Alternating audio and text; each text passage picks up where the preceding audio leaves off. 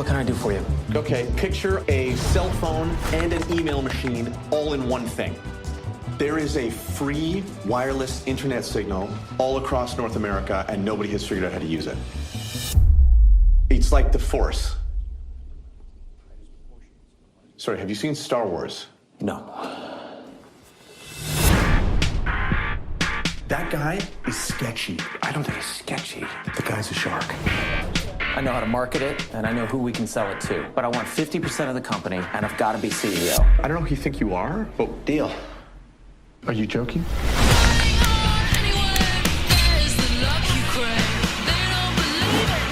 We are in a race to get this thing to market, and we are a year behind. I need a prototype. I'll do it perfectly, or I don't do it. Mike, are you familiar with the saying, perfect is the enemy of good? Well, good enough is the enemy of humanity. What do you call it? It's called a BlackBerry. Try typing with your thumbs.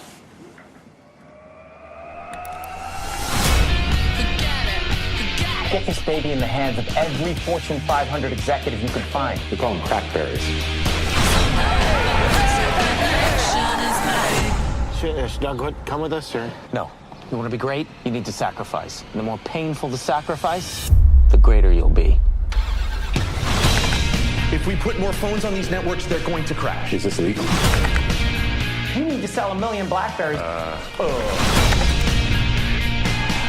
calling it iPhone. In the middle of a hostile takeover! Do you know what the sentence is for multi-million-dollar stock fraud? What are you doing? I'm doing it all. You guys have no idea how to run a company. What's happening, man?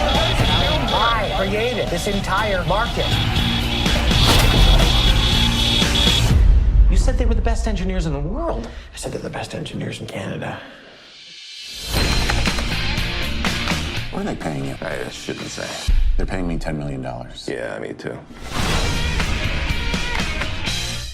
Hello, everyone, and welcome to the Kulturecast. I am still your host, Chris Stachiw, much to the chagrin, at least some of you out there, and I'm joined by my two good friends all the way from West Texas. He's your friend and mine. He's the professor of media and communications all the way out there in the lovely land of Lubbock. Your friend and mine, Dr. David Perlmutter. Hello. And also joining me, he's been on one episode before, Mark Stachiw, my dad, former telecom lawyer, which has no reason to be mentioning this at the top of this, we swear. Hello. And on this episode of the Kulturecast, we are continuing to look at films that, I don't know, Dr. Perlmutter wanted to talk about. So there you go.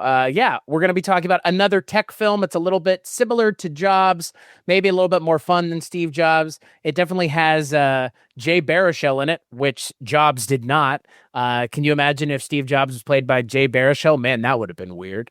But no, we're talking about 2023's Canadian-directed BlackBerry. So the film is directed by Matt Johnson on a screenplay by Matt Johnson and Matthew Miller. It's based on Losing the Signal, the untold story behind the extraordinary rise and spectacular fall of BlackBerry by Jackie McNish and Sean Silcoff. Stars, I already mentioned, Jay Baruchel as Mike Lazaridis, stars Glenn Howerton, yes, the golden god himself from Always Sunny, as Jim Balsillie, and Matt Johnson, the director, plays Doug Fragan. We have a couple other people in there. Carrie Elwes shows up for a cup of coffee. Sal Rubinek is there because I guess he got confused and wandered onto set. Who knows? But the film is about the rise and fall of BlackBerry, the device that some of you may have heard of, your parents probably used, and none of us use now at all. Period.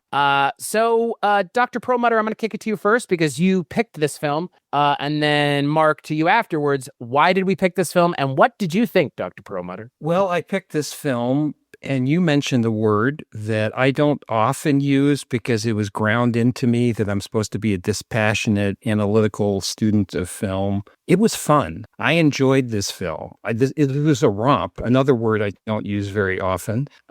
I think it falls under the category of business film, but also sort of action adventure. It moves along extremely quickly. I had read the book when this movie was coming out because I was always interested in this story. It was adjacent to some of the work that I've done. And it's not the book. It's elements of the book to tell a great story that there's an Italian phrase that I don't know Italian, but it's like the essence of the truth, if not necessarily the truth. But I found it to be fun to watch, and I could sit there and just go through it. Second, I think a lot of modern television shows, and this is getting me back into deep, serious critic, have a problem in creating distinctive, distinguishing characters, like that you can just, after you've watched the film, or maybe in the first 5 minutes, you understand maybe not everything about them and who they are. And we'll talk about the fact that this film blessedly does not have a lot of flashbacks of somebody as a 5-year-old and their father is yelling at them when they're trying to drive their tricycle or something like that. But these characters, within the first 5 to 10 minutes of the film, we read them pretty deeply.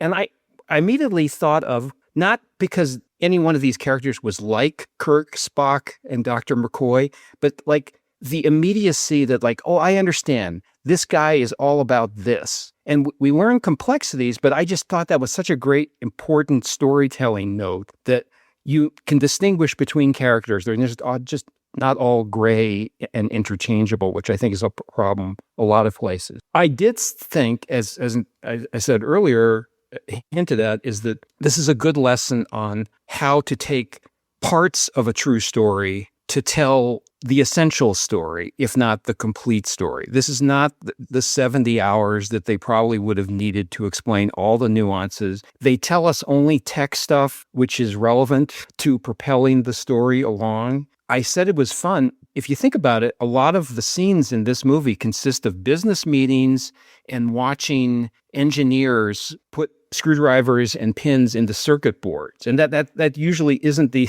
basis of fun and adventure, but they picked moments and revealing instances that, again, just kept that story moving forward. And then last, for my students, what I would say is this is an untold story. I mean, the Steve Jobs story, a lot of people, especially maybe over 35, know the Steve Jobs story, or the high points of the low points of the Steve Jobs story. But like the other side, that like, hey, the world used to be ruled by somebody else and they were unthroned. That's the important one.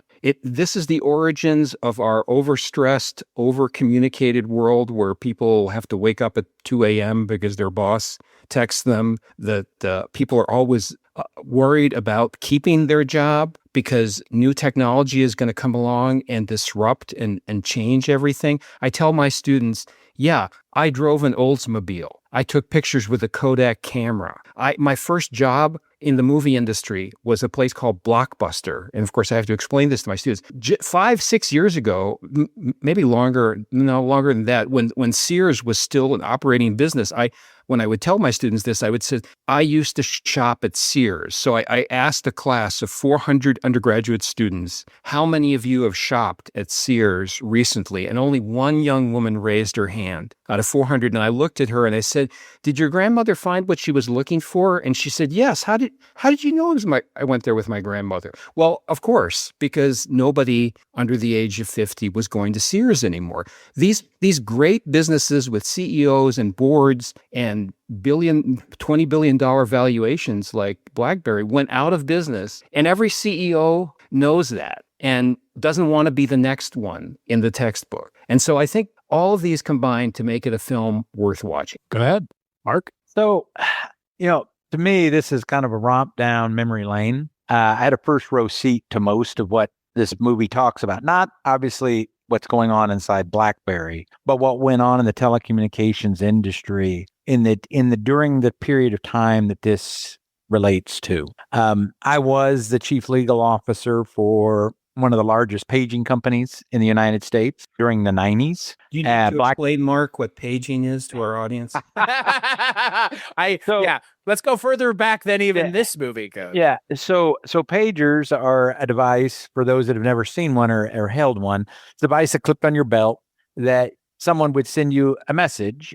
Initially, they were voice pagers, so someone would dispatch a short 10-second message that would go off on your phone, on your pager. You would run to a payphone, another thing probably most people have never seen, and call back to the number that was given to you via the pager. That was then followed by digital pagers that they would only show a phone number.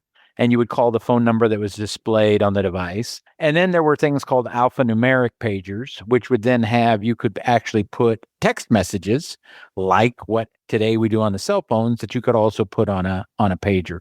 Pagers were one way. They did not have a way to recommunicate back. You had to complete the communication via payphone or otherwise. Remember, this is the 90s. There was no cell phones. Well, there were cell phones, but they were incredibly expensive. Pagers have existed since probably the 40s. So, it was an old technology. And obviously, what these guys did was they made it two-way. There were other two-way, the industry, the paging industry near the end of its life, which would have been the early 2000s, had two-way pagers as well. Different technology, but similar idea. Okay. So one, what makes this film interesting to me is, like I said, I had a front row seat to what was going on with BlackBerries, was a user of a BlackBerry in the early 2000s. I could kind of relate some of the things that were going on there and some funny stories about that. The second thing that I think I'm very interested in, and they really didn't do a heck of a lot with here, which is they really didn't explain why it died. They talk a little bit about it with the iPhone, but I was in the paging industry, and we actually exited stage right just before the collapse of the paging industry because we realized that cellular was going to replace us entirely. And they made the iPhone look like the reason that BlackBerry died, but quite frankly, the reason they died is cellular generally. SMS, short message service, which everybody uses today, or now you know it as text, or RCS, rich communication service, basically replaced what the BlackBerry did. Sending text messages back and forth. BlackBerry generally didn't send pictures. Third, obviously was a user of the Palm Pilot, so I'm very familiar with kind of what was going on there. Another kind of romp down memory lane.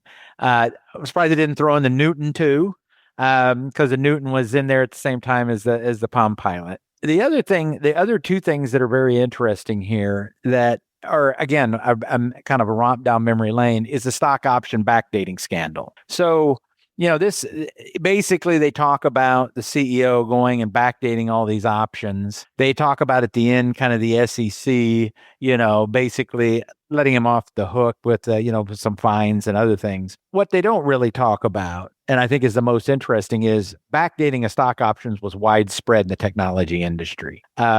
BlackBerry was not alone in doing this. In fact, there's a very prominent law firm in Silicon Valley that I believe had opinions suggesting you could do backdating of stock options, which I've always found to be fascinating because I never thought that it was an appropriate thing to do. But there was, support for what he was actually doing. In fact, I know of companies that did exactly what they did. The board would grant options, and then they would pick the date that the stock price was the lowest in the last 30 days or 30 days forward, not on the price at the date the options were actually granted by the board. And the last thing that I think, again, a romp down memory lane, given that everybody now has a smartphone, and the iPhone is the progenitor to that.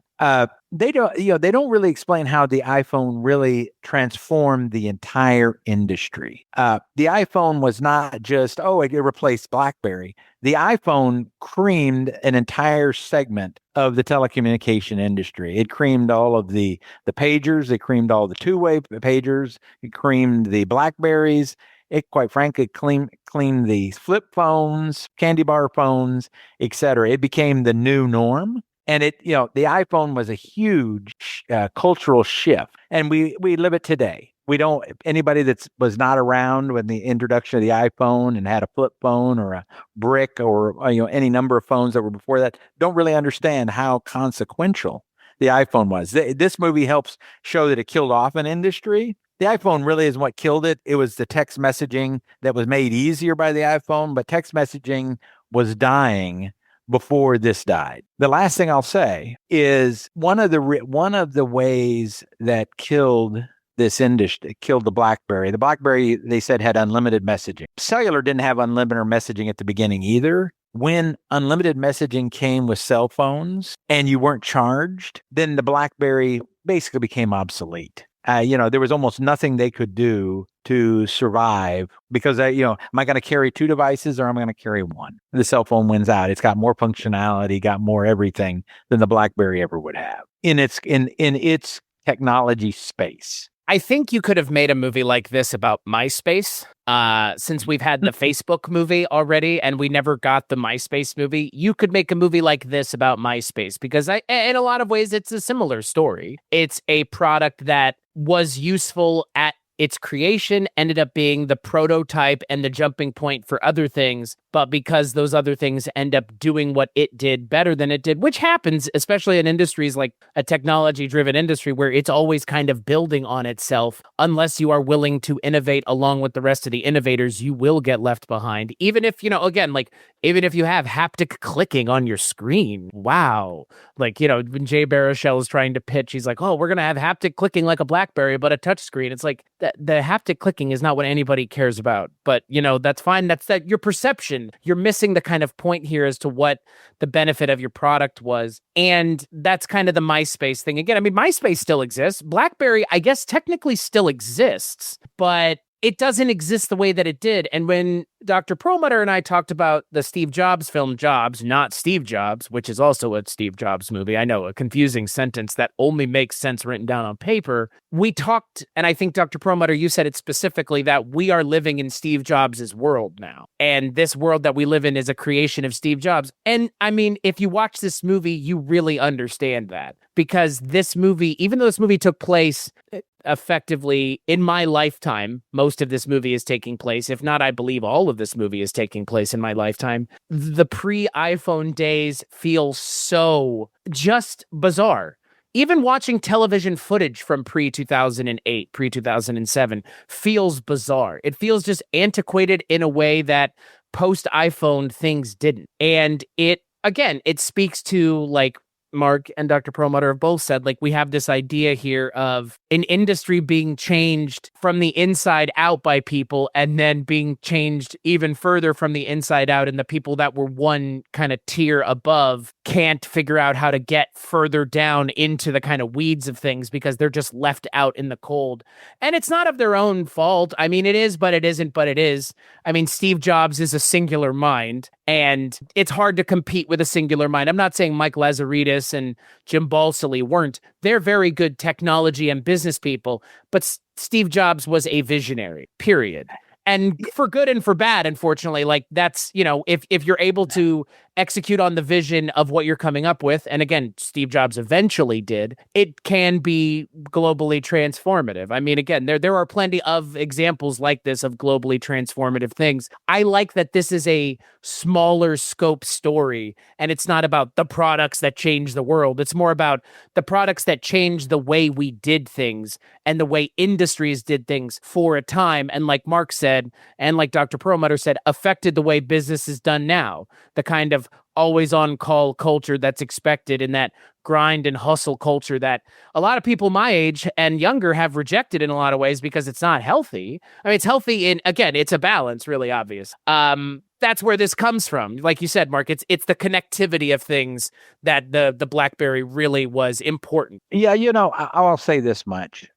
First place, this is obviously a microcosm. This is a story about a company and a technology. The iPhone killed a lot more than this company. By the way, the thing they don't talk about, I'm surprised they didn't in the end credits, BlackBerry ended up with a huge patent lawsuit that basically creamed it. At the end, I believe it was billions of dollars of damages for basically infringing on other people's patents in its technology. Not unusual in the telecommunications industry. There's patents all over the place, but the death knell comes through other things as well, not just technology. Because I don't think very few companies could survive what ended up happening with the patent lawsuit. But the other thing I'll say is, the story you talk about, like MySpace, paging to me is a much better story in some respects because one-way pagers, because they've been around for a long time and the industry completely didn't see it coming. It just completely cleaned their clock. You went from things with, probably 100 million users at its peak to nothing in less than a couple years. Okay. A hollowed out industry that had, billions of dollars in equity value. They got creamed out very quickly. So yeah, when you talk about the always on, the one thing that I don't think is accurate, which is having lived through the paging world and having lived through the BlackBerry world, it is not akin to what's happening today. Okay. There, it was all one-to-one messaging. Paging in first place, you could decide whether to call back or not. So let's just start with that. I mean, people expect you to call back when you got a paid, but at the end of the day, they understood you didn't have a phone right there. So you had to, access a pay phone or do whatever. So, that's one thing. BlackBerry was more so, they talk about, people using it in meetings and stuff. Absolutely. People were communicating to each other in meetings using BlackBerries. It was kind of a secret under the table communication mechanism. But at the end of the day, it's nothing like what you have today. Because I think today is fueled by the social media that didn't exist when the BlackBerry existed. It was still a communication device, not a social media device. So if I wanted to talk to you, Chris, I could only talk to you. I couldn't talk to Perlmutter at the same time, and we couldn't all have these kind of weird gang together. Now, there were groups you could do, and there's other things like that you could do, but it's nothing like what you have today with Facebook and everything else. It just didn't exist. So, saying that you're always on, et cetera, and email, let's remember, email wasn't that pervasive in the 90s. The internet did not get started until, in terms of becoming commercially available until the mid 90s. Okay. Kind of a more broad kind of based thing. So, this is kind of shows you where the start of it was, but I'm not sure you can equate that to what we have today. Yeah. It's interesting to me. Again, one of the things that I appreciate in this film is that we had no origin story flashbacks. We have these characters, and there's no flashback to when they were 5. There's no there's none of the silliness that's in so many films where they have to go back in time to explain a character in the present time. It's just told within the story. Like, you feel like, what is the background with Jim? Like, his obsession with hockey, African masks, his character of being this like out Steve Jobs-ing Steve Jobs sometimes, and his harshness with people. Like, what is that? Not relevant. What's relevant is in the moment. And you're absolutely right, Mark. And this is obviously something I lived through myself, like teaching it and talking about it. And in 2008, when I wrote this book, Blog Wars, about the rise of what was then the premier social media platform for political engagement, political blogs, which of course it's interesting how they've almost completely disappeared now. My students don't talk about, I think I'll blog or I'll go check a blog, right? But you could see the beginnings, like in the 90s. I remember I was teaching a class, the same class I've taught for almost 30 years, which is Introduction to what used to be called Introduction to Mass Communication. And now this semester, during the summer twice, I'm teaching Introduction to Media and Communication. And I do give my students origin stories of, like, Dwight Eisenhower used television advertising because there was a relatively new medium, 1949, called television. And New York ad agency said, we can use this to help sell you during the campaign. And they created ads for a political campaign. Wow. And you can still see, I Like Ike, and The Man from Abilene. And you can still see those ads today.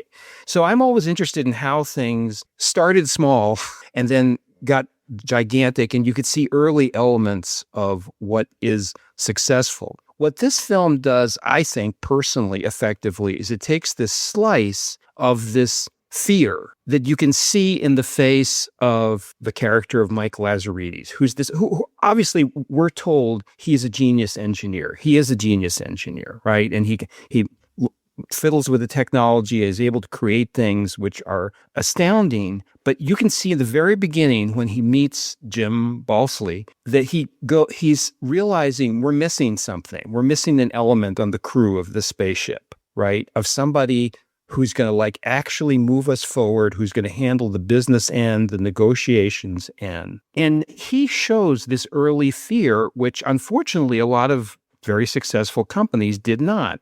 And there are a lot of stories to tell, right? Like Kodak famously had patents for digital photography. It wasn't like Kodak had no idea there was something called digital photography, but from the books I read 2 books about Kodak, they made a decision, hey, we are a chemical company. We sell chemicals. If we get into this digital thing, we're going to take away from our chemical business and we're going to hurt ourselves. So why would we hurt ourselves? Same thing with Blockbuster, which had the opportunity to heavily get into streaming, had a huge revenue stream to invest, but said, no, we've got these stores. We can't abandon these stores. That's our revenue source. And I see it in my career. Twice I've been a, quote, manager, unquote, a director of a school, dean of a college. And part of my job was alumni outreach and fundraising. So I got a chance to meet thousands of alumni. And just like law school graduates, our graduates are everywhere because everybody has a marketing department or a communications department and so on.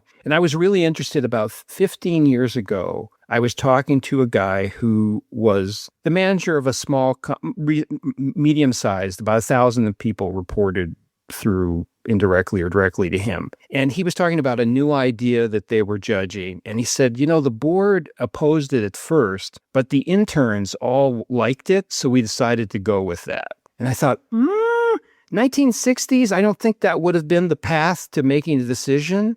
But the board actually said, okay, if 18 to 22-year-olds are telling us we need to do this, we probably need to do this. And that does show a shift of realizing that like we are dominant in a market, right? And MySpace was dominant in the market. Hey, we could do the GeoCities story too, right? The live journal story. There's so many like forgotten the internet, the forgotten civilizations like the Hittites and the Assyrians, we just have their ruins somewhere in some archive. Where's the Napster story, Dr. Perlmutter? Yeah, that's what I want. The Napster, the LimeWire story. Yeah, there's so many of these, but it also is fascinating to me, this new world where at least the smart CEOs, and maybe they're thinking they're doing this too much. They're saying like disruption. Like I swear to God, my father was a business professor, and I had this conversation with him in the 1990s.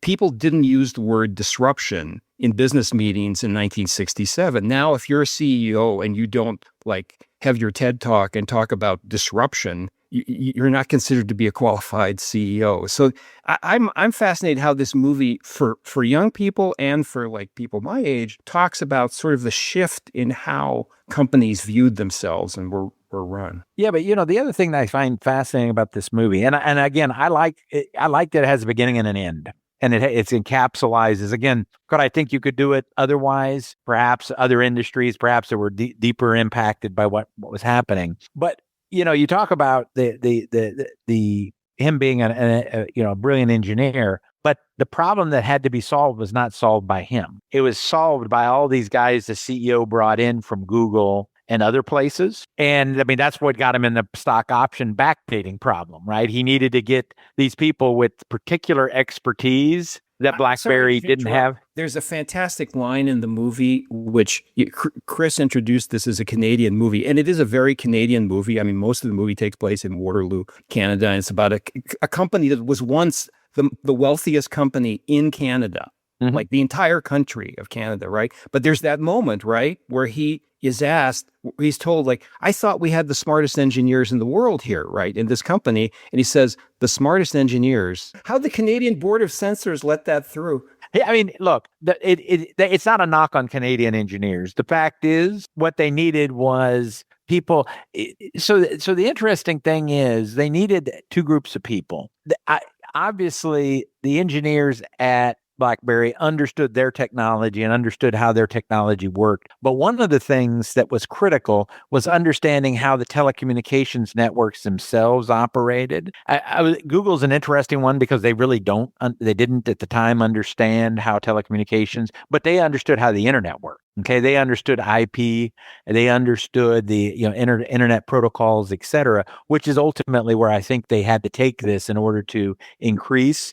The interesting thing they don't talk about is the reason they were able to stick more users on the system was it's a speed rate issue. So, again, you'll remember this, David, if you were doing anything in computers in the 60s and 70s, it used to be called the baud rate, right? How fast a communication could go over a line.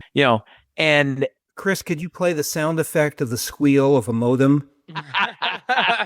yeah, the issue was when they first came out, everybody was 512K, which is really slow. Okay, 512 baud, and then you went to 1024, and you kept going up in increment. As you increase the speed, you increase the number of users you could have, the amount of traffic you could handle. And so to some extent, my guess is, I knew it in the paging industry. I don't know it specifically with respect to BlackBerry's technology. My guess is, and it wouldn't make for a very interesting story, is you had to increase the speed at which everything went over the network. Okay. Because if you doubled the speed, you doubled the number of people you could have on the network. You tripled the speed, you could vice versa. And it went up in multiples of, 2 or 4. So, that was interesting. I do have an interesting kind of aside I'll relate. So BlackBerries were very pervasive in the early 2000s.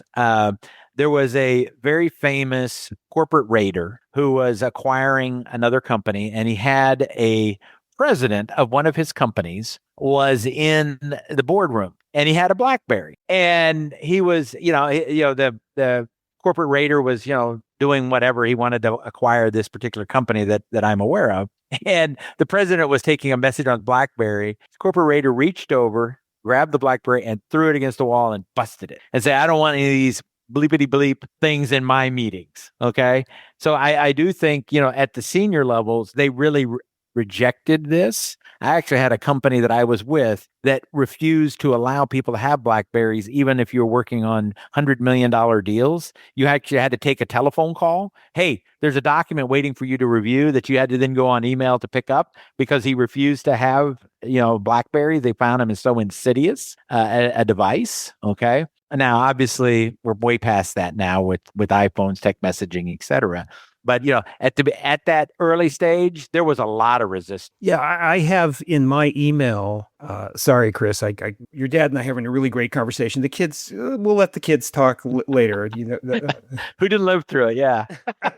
I lived through it, but I didn't have a BlackBerry.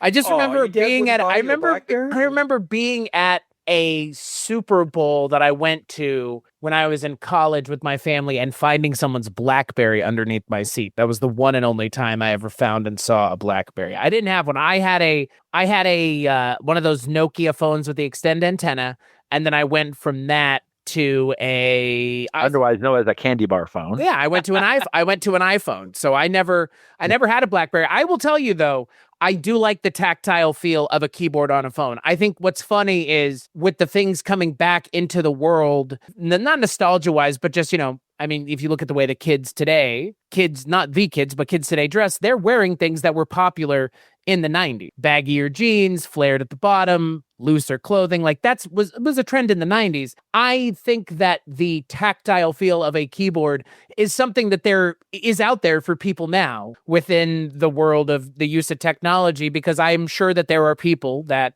Mike Lazaridis or not, would want to have a haptic clickety-clack keyboard. And you know what? I am one of those people that wouldn't mind that. I actually don't mind that. When I used to have an Xbox 360 and I would game online, I had a little keyboard thing you plugged into the bottom, and it had a little keyboard on the bottom, and you click. That's, that I appreciate that, and I can't be the only one. But in this day and age, everything is touchscreen. If it's not a touchscreen, it's more strange than if it does have a keyboard. Yeah, the other thing that the movie doesn't really explain is, and this is critical, is the kind of the tension with Bell Atlantic and BlackBerry and the iPhone. So when the iPhone originally came out, it was exclusive to AT&T. They paid more money than you can imagine in order to have an exclusive right to sell the iPhone. Everybody else didn't have access. There was no other device that was similar to the iPhone at the time. So,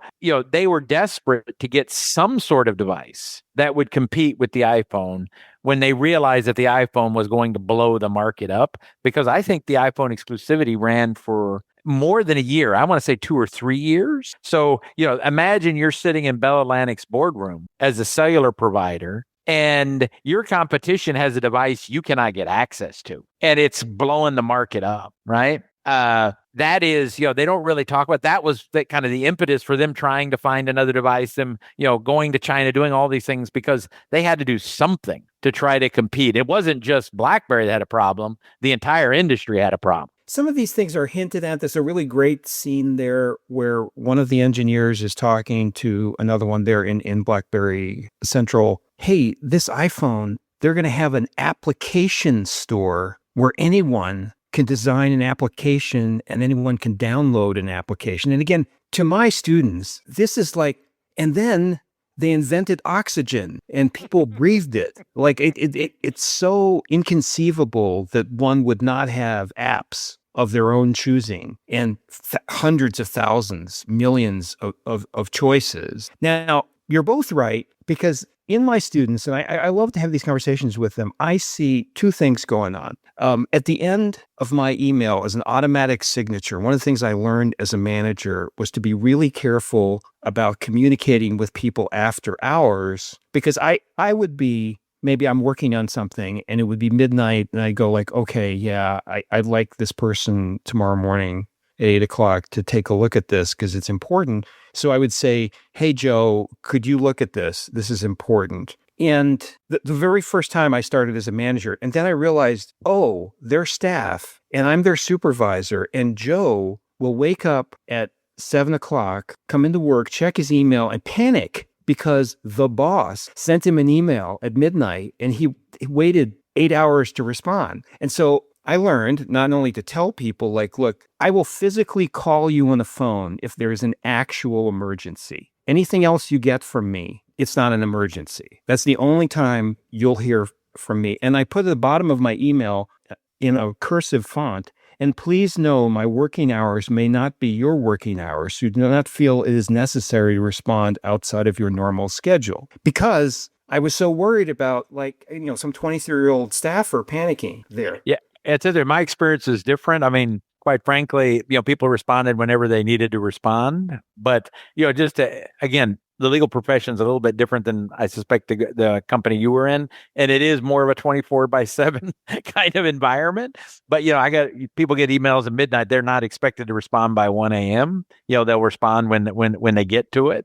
But yeah, I understand. And I think my students have revolted in some ways. Like they on the one hand, they're on social media a lot, right? And they're expressing themselves on social media and they're posting and sharing and doing things which just were science fiction to me, teaching Introduction to Mass Communication in the 1960s. On the other hand, there really is a sort of rejection and like, man, I'd like to be in a little house in the woods with no electricity and just get my bucket of water from the well and have no connection too. They're both operating in the mind at the same time. But you know what? A lot of it live in the forest like Uncle Ted, huh? Dr. Perlmutter, Ted Kaczynski out there just chilling in the cabin.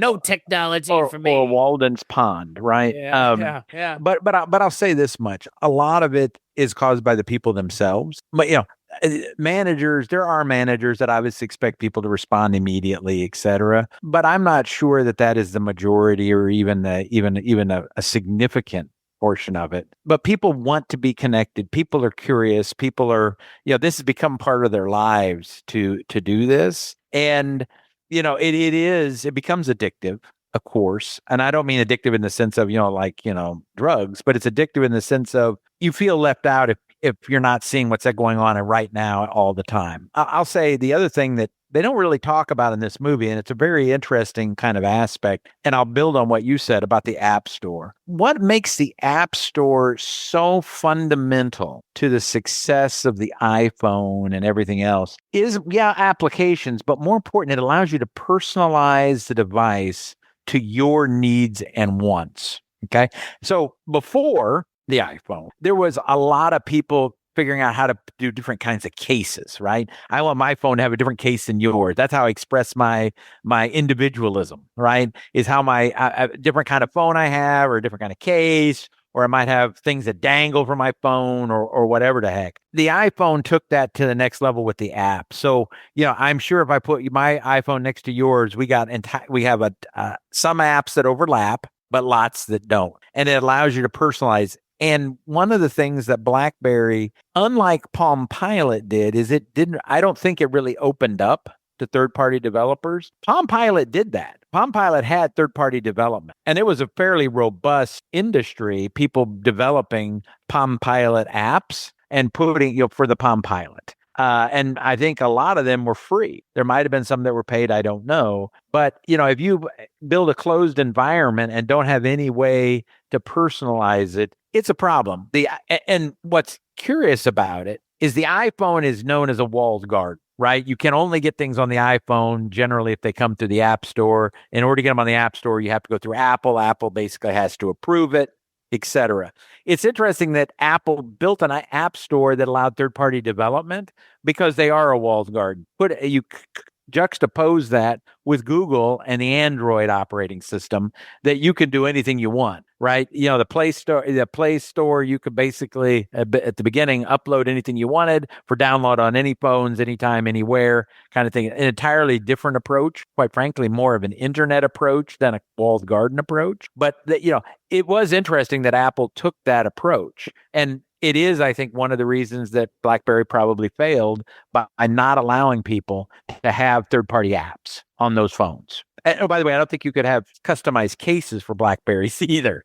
Pagers you couldn't. So I suspect the BlackBerry, it was black, and that was the color you got. It's kind of like the original Model T Ford, right? Can be color you want as long as it's black. Well, and it's because, again, like some of what is being, I guess in my mind, that's what makes this story so different from the story of the iPhone is when you see the story of the iPhone, at least in the dramatic sense. I'm not talking about in the real sense, but in the dramatic sense, you get the sense that just to juxtapose this against the Steve Jobs movie, again, the Michael Fassbender one, he understood that people wanted to just do with the device.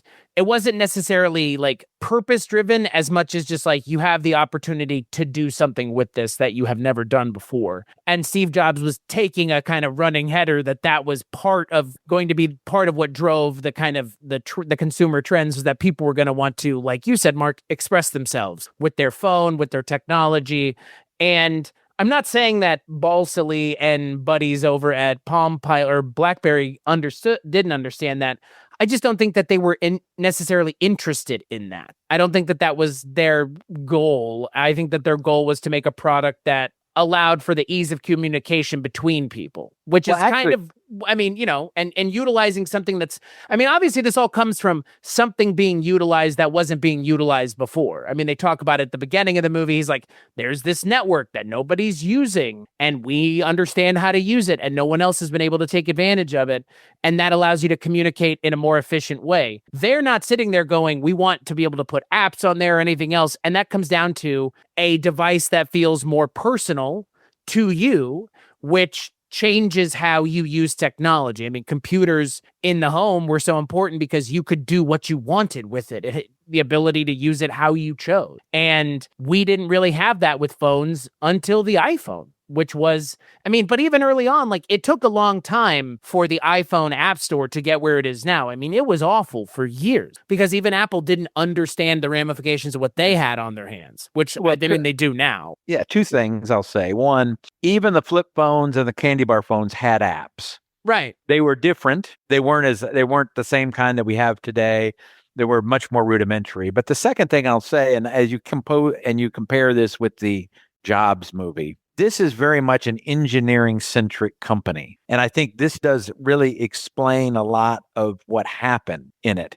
It's we will build it and they will come is an engineering theory, which is I'm going to build the best product that has all these neat things. I think tactile feel is what everybody wants. I can build it in. I can make it great. I can do all that without asking people what they want, right? And I think when you think about what Jobs was doing, I don't know that he's a great engineer. He was able to tap into what people wanted. It was an idea, not what they could actually, I can make it go faster. Well, who cares? What you care about is personalizing. I care about having apps. I care about having all this other stuff. That's what's important to me, not it goes faster. Who cares? That's an engineering thing. And, engineers can get really excited about it. And I think that really shows here. And again, the juxtapose between the players here, obviously all the engineers, that's the way they thought about the world. I'm not sure that, that they were able to ever overcome that. I think they tried, but I don't think they really ever understood what they were up against. That's a really good point. The user experience part of this, the user-centeredness. And Jobs himself, like in the movie, and then we talked about the Steve Jobs movie with Michael Fassbinder together, Chris and I mentioned that I had read the book it was loosely based on by Walter Isaacson, the big 800-page, I think, biography of Jobs. And one of the seminal moments in the book, which is not in the movie, but I understand because the movie was sort of focusing on 3 events within somebody's life. And we were talking about biopics and how that was a good biopic because it didn't feel it needed to check the boxes of everything. Here's Napoleon when he first was toilet trained, check, let's move on to something else, right? This BlackBerry movie, again, partly fictional, but it picked events that propelled forward the story and left a lot of other stuff unexplained for good reason. But in the Jobs book, there's a moment where, and I have a connection to this because as I mentioned last time, I'm teaching this class, Intro to Mass Communication. It's the 1990s, and I have a week on the internet, and this is 1996, right? And I had just published an article on presidential websites. Like Bill Clinton his team put up a website where you could go and get Bill Clinton's positions on issues of the day, which is a revolutionary thing to have direct access, not to have to read a newspaper. Just to tell a quick story. Some of you go back and look, the Lincoln-Douglas debates between Abraham Lincoln running for president in 1860 and Stephen Douglas. Very famous, talked about the history of communications. How did Lincoln get the text? Because he was extemporaneous for most of them. He had notes, but they were talking for 6 hours. He got newspapers over the next couple of weeks to get the transcripts because reporters sat in the front row and wrote things down. And that's how he found out what he said. And by the way, he picked opposing newspapers because he figured they'd be more complete about taking notes. But the point was that the world of communications at that time, 1996, I'm in the classroom, and a student comes to my office and he says, "Professor, I want to show you something." And he downloads a song from Napster, which was probably illegal in 1990. Undoubtedly illegal. Yeah, undoubtedly in my, state of Louisiana computer. But the next week in class, I say, gosh, I know the music industry is going to have to do something. And I actually threw out the term digital jukebox, right? Like, because we were paying $23 for a CD with one good song. Maybe you vaguely remember this, Mark. And they didn't. It took Steve Jobs. And in the book, Steve Jobs, there's a meeting between Steve and the president of Sony, where the president of Sony basically admits they have not been able to solve this problem. And Steve Jobs says, well, here's how you solve this problem. And part of it was ignore the engineers. Think what the user experience is going to be and then engineer towards that rather than saying, hey, engineers, build whatever you want. And then we'll tell the public that's what you've got to take. And I don't mean to say all engineer today. If you go to engineering school, you learn to be very UX centered. Because you have to be. You wouldn't get a job if you didn't care at least somewhat about that. But I think this film did a really good job of showing that. Of like, you can be the best engineer in the room, but that doesn't mean your product is going to be successful. But the world is littered with products like this that are great, that they do fantastic things, and but they don't solve what people want, right? And it's not a criticism of engineering. It does show the engineering culture that is centered around, hey, I can just add this will make it great, or this is really important, and it may not be what the people want. And that's it. There are lots of businesses that fail because they just don't catch on with what people really want. It's not a criticism of them. It's just that's what happens. Well, and that's kind of, what I was speaking to. And especially, I think you kind of see that. You see that a little bit in this movie when you have, and again, for whatever reason, Carrie Elwes is in this movie for like 5 minutes as Carl Yankowski, who's in charge of Palm Pilot. He shows up and he tries to like pitch to them what the change would be if these two things came together, and Lazaridis and Balsillie, like, they do not see what he is getting at as a benefit to their product, even though he says, even though they kind of essentially lie to his face saying, oh yeah, it's great, whatever. But it's, again, I think to your point, Mark, it speaks to this idea of like the people involved don't always have their finger on the pulse of what is wanted. They think they know. And for everyone that thinks they know, there's one person that actually does. And whether or not that person actually ever gets listened to is also another story. I mean, to go back to the Jobs movie and to compare it to this, in this movie, we have the Wozniak adjacent character is the way I would call him, because he is somewhat Wozniak adjacent. Matt Johnson, who plays Doug Fragan, who is the kind of the hippie of the three of Balsillie, Lazaridis, and Fragan. And he and Lazaridis, Lazaridis has this moment of like where he can choose to not go down a certain path. And you can see that Fragan is going down that other path of like, this is an engineering thing. This is this, like, we're still in the garage, essentially. We're still watching movies. We're still doing that, Friday movie night and all that. And Lazaridis goes down the other route with Michael Ironsides, which I loved, by the way. Having Michael Ironside in this movie is just like the corporate, the corporate raider from hell. I mean, he's just he's playing a very specific kind of character in this movie, and I appreciate it. He gets the job done, and there you go. He was this movie is in the same universe as Starship Troopers. And Michael Ironside. I was a Total Recall, even. That was a deleted scene where he transports back from the future. No kidding. But he has to set him straight. Scene. It's like Jobs in Jobs when he's when Wozniak is like, give the engineers some credit, and Jobs is like, no, and he's like, you've been asking this question for 30 years now. I'm not gonna do it. And there's some of that in this movie where it's like, what? In Jobs, he shows that the engineers, like, why Jobs was able to reject the engineers and why Jobs was able to say he could reject the engineers. In this movie, it almost is the counterpoint of like, you can't reject the engineers forever, because at the end of the day, as we see at the end of the movie with Lazaridis in his, the unit where all these units are stored, and he starts picking them up and listening to them, and he hears that hum that he talks about at the beginning of the movie with products made in China. It's like, this is why you don't ignore the engineers, because the engineers do know what they're talking about. They are the ones that make the product, but sometimes they are myopic in scope of what they're trying to do and want, and they're just trying to make an interesting product. The end user doesn't matter. I mean, you do see that in Jobs when they're asking him about the system being closed, and they're like, who would want that? And he's like, well, that's what I want. It's like, well, that might not be what the users want. He's like, I don't care. That's what I want. And I think it's Wozniak says, we're not making products with your, like, failings. We're not making products with your faults. We're trying to make perfect products here for the users. And it's like there's some of that here where Lazaridis and Fragan, like, they are somewhat immutable in their beliefs of what they want to do. I mean, Lazaridis in that meeting with Sal Rubinek's character where he's like, yeah, it's going to have a click screen. It's like, Jesus, dude, that's not what people want. Like, people don't want that. They still can't get out of their own way in some respects. And that's where you have Jim Balsillie, who, again, can't get out of his own way.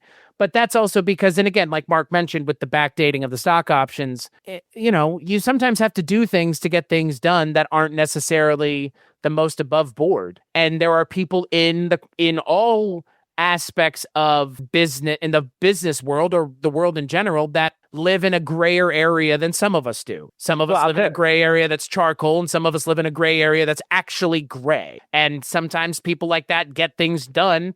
And look, I'm sure you'll say this, Mark, plenty of people were doing this that didn't get in trouble. Well, I mean, it was fairly rampant in Silicon Valley, especially the backdating. But, one thing you mentioned about Palm Pilot, they don't mention the movie because obviously it's not about Palm Pilot. You don't see Palm Pilots around anymore either. No, right? God, no. All right. Now, the interesting thing, and I think this does show a bit of hubris, the reason why they didn't combine with Palm Pilot was because they were going to get diluted too much, and they weren't going to get their net worth where they thought it was, so he could go buy the Penguins and put them in Hamilton. Okay. So there is a lot of greed in this movie, and a lot of things are driven by it, especially by that character. Had they combined with Palm Pilot, would they have been a more effective competitor against the iPhone? Could they have perhaps killed iPhone in its infancy? Maybe. I mean, that's an interesting, because if you think about the Palm Pilot, which they didn't talk about in the movie other than, that one set of things, it had a lot of what the iPhone ended up having. It had third-party apps. It had a screen. It had a touch screen. You could, send messages. You could do a lot of things with it that ended up being what the iPhone had. And had it had the connectivity that the BlackBerry did, it might have very well killed the iPhone in its infancy. But because of their own net worth greed, They never let that go through. Well, and I like the scene where we have Balsillie running through the airport talking to the AT&T CEO, and he's like, there's only 1 minute in a minute. It's like, you can only sell 60 minutes in a minute, in an hour.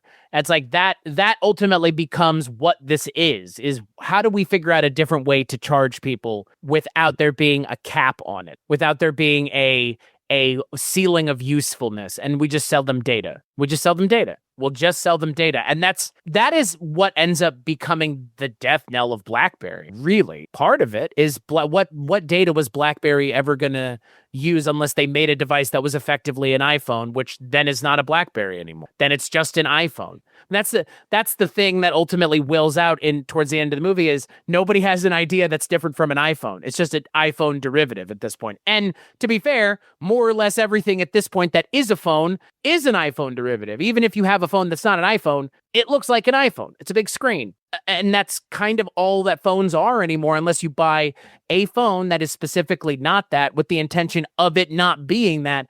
But pretty much now every phone is a screen that you touch, which came from one place and has been derivative out of control by everybody else. But because of course it has, it's the most successful phone to ever be created in terms of user accessibility and interface. The other thing I'd add, Mark, is that, of course, the technology graveyard of ancient civilizations is littered with successful innovations that were then bought by a giant corporation that thought they could buy their way to innovation, and then it collapsed. 2005, News Corporation says, okay, $580 million for MySpace. And then 6 years later, Justin Timberlake buys MySpace for $35 million, right? So what happened in those 6 years? That's something I don't think I actually had a MySpace page, but I remember MySpace was a massive place where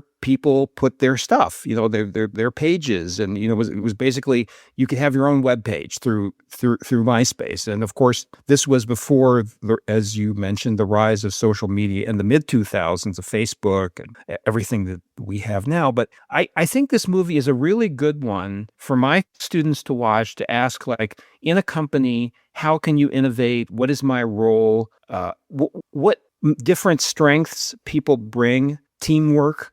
For students, what they hate the most is what's probably the most important for them to learn is group projects. If you asked a classroom full of students, like, who is excited about doing a group project, they wouldn't boo me, but like they would boo the idea. Yeah.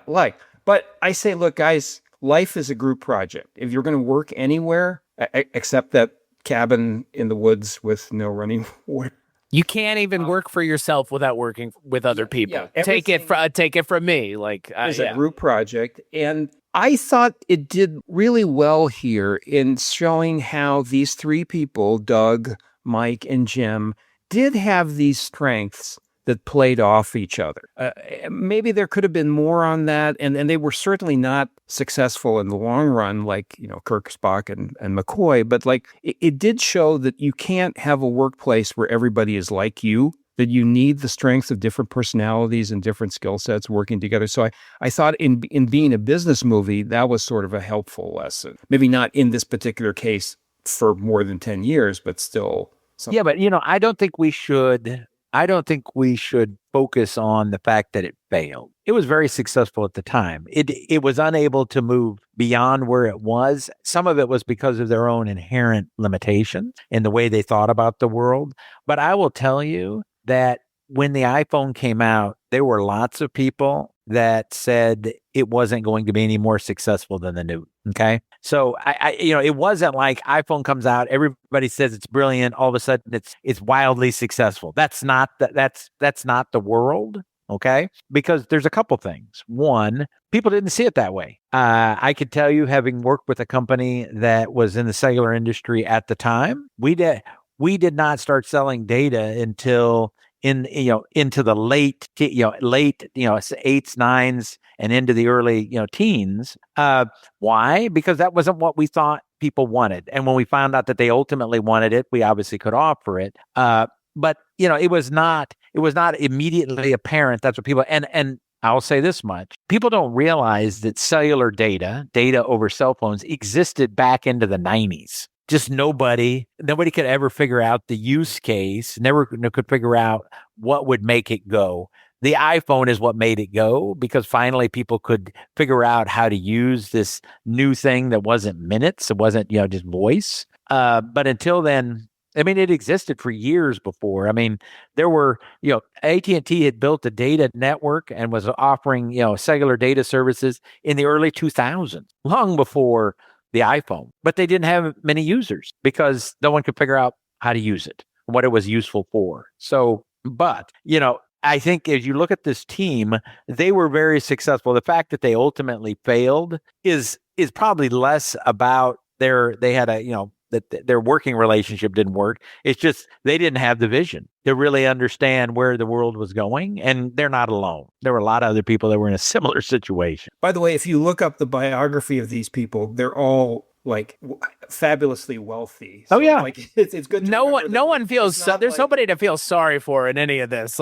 Yeah. That one guy he is one of the wealthiest people in all of Canada, right? Because he cashed out when the stock was at its peak. Yeah. Right. Which is, by the way, again, a takeaway is that a lot more people have made a lot of money on failure. There's a reason why nobody who doesn't know it, who doesn't understand it should do this, but there's a reason there's puts as well as calls in stock options. And a lot of people have made money on stocks going down as much there or selling out. I looked up the biography of Jim Balsillie and wow, he's had an amazing. He gave a huge amount of money to education. Like the University of Waterloo has a school named after him. He's giving away scholarships. Actually, it sounds like he's having a super fun life. He does not own, an NHL hockey team, but I think he has front row seats and he lives so. Yeah, this is also a good movie to sort of.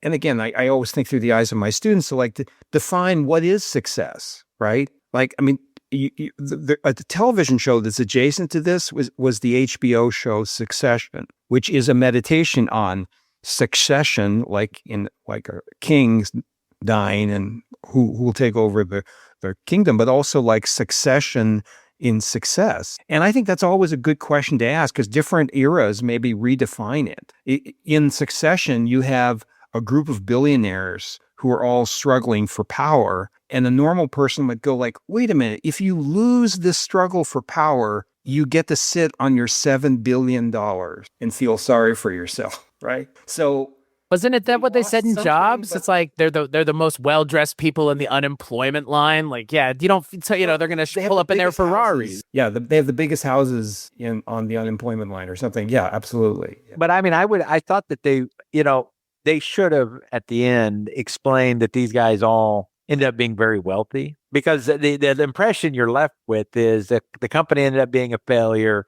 and they all, are on the breadline, with their pans out looking for food. And that's not what happened. Right. I think that's just, for Doug, we're told Doug is one of the richest men in Canada. And even USA people with their prejudice about Canada realize that's probably pretty rich, Yeah. Yeah. But I think it were just maybe another sentence of that would have explained it. I don't think we're thinking any of them are on a breadline. Well, but when you think of company failure, what a breadline is, by the way. Well, but you think about company failure, I think a lot of people would associate that with economic failure as well, right? And it, clearly these people sold, a lot of them sold at the peak, right? And that's what I think Doug did. And in fact, that's what I believe the Wikipedia page says, which means, he took the money off the table when it was there. Now, I have been with companies where the senior management was against anybody who thought it was disloyal to take money out. So people ended up being worth hundreds of millions and then ended up begging for money from a bankruptcy court at the end. Okay, I've seen that movie. So, as I think about this, that was one of the things I first looked up and said, okay, so what really happened to these guys economically? And they're not poor. That they may not be as rich as they'd like to be. Well, and I think that, to bring this kind of full circle all the way back to the top, I think that is maybe for your students, Dr. Perlmutter, and I think, Mark, like you've mentioned, like success and failure is somewhat relative in a lot of ways. I mean, these guys were successful and failed at the same time. I mean, those two things can almost be somewhat true at the same time. I mean, their business was going out of business, and it's not like it just stopped one day. I mean, BlackBerry still exists. They don't make phones. They are a communication solutions company now, which, okay, I mean, it was a company that worked on communication, so that makes sense, I guess. But to bring it all the way, like I said, back to the top, like success is very relative. And when you look at the success that they did or didn't have, it's, like you said, Mark, it's better to know how it all ended up, because the movie, I think, kind of fumbles it right at the end and can't do the story the justice it needs. You know what reminds me of is a sports figure. Right? The guy, we all talk about Babe Ruth and all the home runs he hit, but we don't talk about the latter years where he wasn't very successful, right? We remember him for his success. And, in business, you have to think about that as well. When they were very successful, this, like, they were making every jump shot, 3 points were being made. They were the top of the game. They were doing all this. That's to be applauded. The fact that they ended up failing is no different than the sports athlete who can't make 3-point shots anymore. I mean,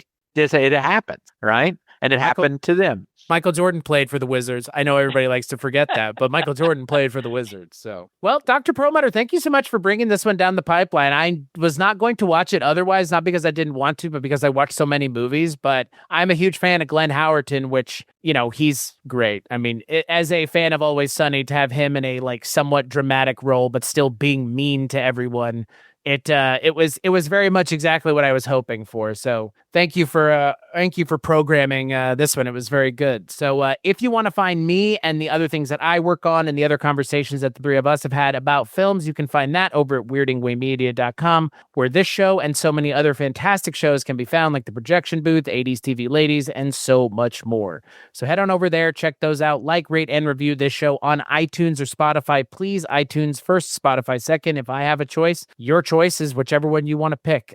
Just like, rate, and review the show wherever you get it. If you want to kick a couple dollars our way, patreon.com/Kulturecast is where you can do that. But ultimately, liking and rating and reviewing the show is even more helpful than money. Dr. Perlmutter, Dr. Stachiw, technically, both of you, thank you so much for your time and candor on a, like Mark said, a trip down memory lane. And as always, we'll catch you on the next episode.